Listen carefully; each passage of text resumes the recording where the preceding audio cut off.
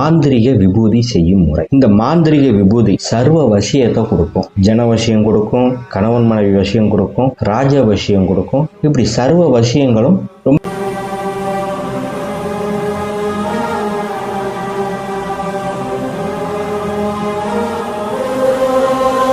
இருக்கும்.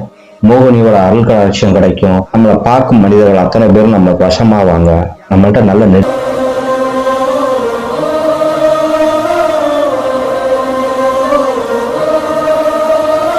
காதலி விஷயத்தை பயன்படுத்தலாம். ராஜவசி அதிகாரியா இருக்கலாம், அரசியல்வாதியா இருக்கலாம். அவங்க தான் கட்டுப்பாட்டுக்குள்ள கொண்டு வரலாம். இதுக்கு பேர் ராஜவசியம். சர்வ ஜனவசி